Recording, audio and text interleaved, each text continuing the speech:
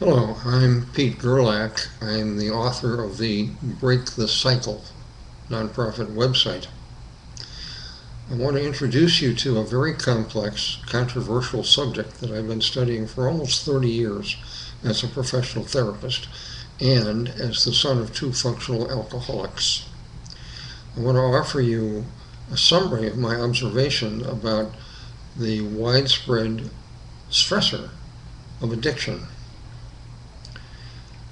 Let me suggest addiction is not a character flaw. It's not a disease. It's not a disease. It's not caused by a weak will. Addiction serves a purpose. It is to self-medicate reliably against inner pain. What is inner pain? Inner pain is unbearable combination of shame, guilt, fear or anxiety, emptiness, sadness, confusion.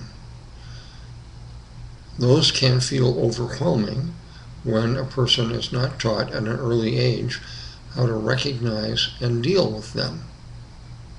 Most of us have inner pain from time to time. The challenge of being human is, how do we manage our inner pain? Because many people grow up in dysfunctional, low nurturance families. They're not taught how to either recognize or manage their pain. What they discover, in part because of social imprinting and examples all around us, is that addiction is a reliable medication that makes the pain go away for a while. The paradox is addiction increases inner pain, specifically shame, guilt, and hopelessness. So addiction is an automatic, unconscious reflex by people who are feeling too much inner pain. Where does this pain come from? Usually, in my experience as a veteran therapist, it comes from the early years of being raised in a low nurturance or dysfunctional family. Adults who themselves are psychologically wounded and inherited ignorance from their ancestors do their best to raise their children, but frequently they don't meet their kids' needs. And when that happens, kids accumulate inner pain. What can you do about addictions? Can you cure them? The prevailing answer is no. Can you reduce them? In my experience as a veteran therapist, the answer is yes. What's required to reduce or manage versus cure an addiction? There are several things that need to happen. First, a so-called addict, which is a code word for someone who is psychologically wounded and in great pain. The addict has to hit bottom. She or he has to wake up one morning or reach a point in the afternoon or evening that says, I cannot tolerate living like this one more moment. I am going to change. Bottoms are of two types. There are real bottoms where people do change permanently, and there are trial or pseudo bottoms where they try for a while and then they fall back into their own self-medication habits. So the first thing that usually has to happen, there are exceptions, is a person who is self-medicating needs to hit bottom. Secondly, for a successful end, or management at least, of addictions, and there are 4 kinds of addictions, by the way, they all work the same way. The most widely known is addictions to substances, including food, by the way. Food is a drug. It alters your mood and your physiology and your hormones. People can become addicted to the process of eating and to food itself, specifically sugar, and carbohydrates, because those change our bodies and our brains and give us temporary pleasure. They make the pain go down. So you can be addicted to substances. You can be addicted to activities like betting, gambling, for instance. You can be addicted to moods like rage, which feels powerful. And if you're shame-based, the last thing you've ever experienced is feeling powerful. So you can become addicted to moods, substances, activities, including shopping, for instance, or cleaning, or working out. Those can become unhealthy compulsions, which are no longer, you can't control them by willpower. That's what a compulsion is. It's action that you cannot control with mental boundaries. The last kind of addiction is addiction to a relationship.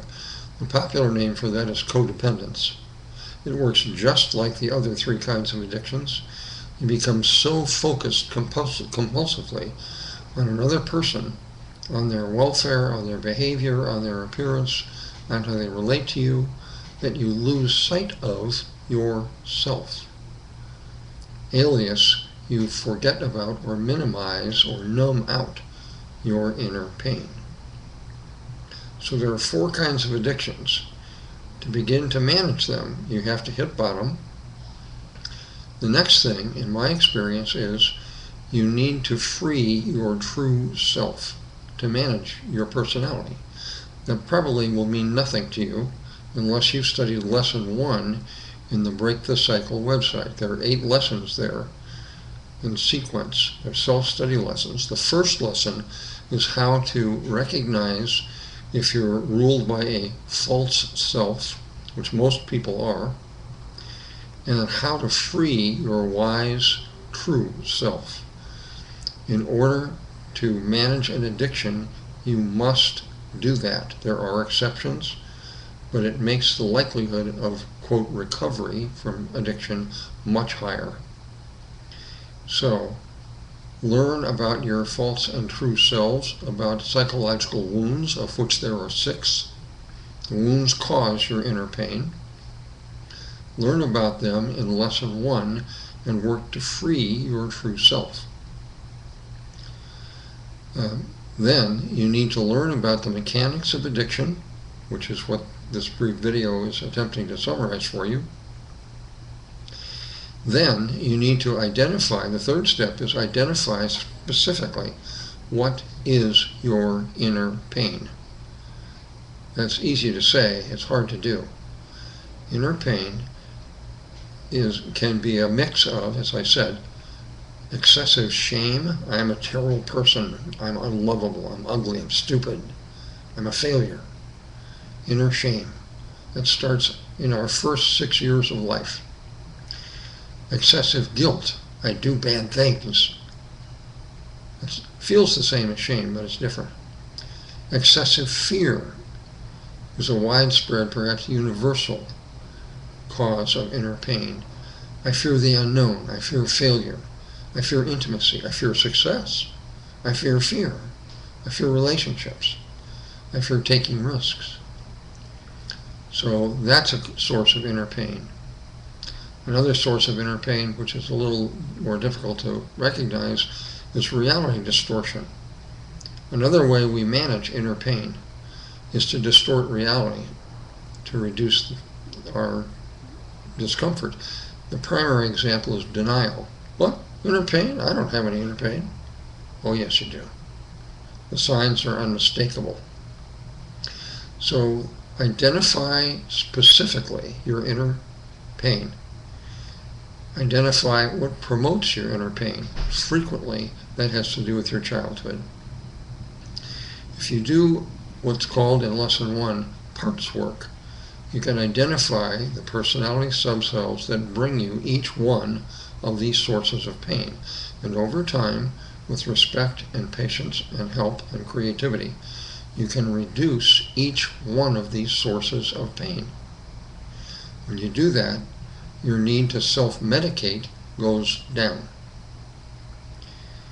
The last thing you need to do, in addition to hitting bottom, freeing yourself, and reducing your inner pain proactively and intentionally. The last thing you need to do is identify if you're living in a low nurturance or pain promoting environment. You need to change your environment and get into one which promotes healthy living and healthy pain management. Frequently, that means you have to reorganize your relations with your dysfunctional family members and or spouse. This is a very complicated process. I'm not going to begin to cover how to do that in this brief video. What I hope you'll come away with in watching me right now is addiction is not a disease. It is not a character flaw. It is an unconscious attempt to medicate inner pain. It is not subject to willpower because the inner pain dominates. Addiction can be reduced once you're aware of what causes inner pain, how to reduce it, how to manage it, and how to seek a more healthy, functional environment after you hit bottom. There are many, many other things to know about individual addictions, including physiological effects, about family interventions, because addiction, in the bottom line, addiction is a family problem, not an individual problem. Yes, of course, individuals suffer from addictions, but really, addiction is an indication of major family dysfunction. That's why clinically it's useful to have family therapy with one or more clinicians who are familiar with the dynamics and causes and effects of, quote, addiction, unquote. So I hope, in case you are addicted or you may be addicted, or you care deeply for someone who is addicted, an adult or a child, you will look first to see what kind of a family they came from or they are in now. Secondly, you will study Lesson 1 to learn about true selves and false selves and psychological wounds that we inherit from our ancestors. Then I hope you will study the several different articles in Lesson 1 and Lesson 5, which has to do with families, about how to specifically take effective steps to reduce addictions. It can be done.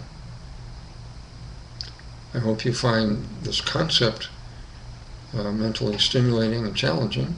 I hope you study more about it. I hope you study Lesson 1 through 6 or 7 in this website to make your life significantly better and give your children the best chance they can have towards not inheriting the toxic psychological wounds plus unawareness cycle that's degrading our society. Thanks for watching.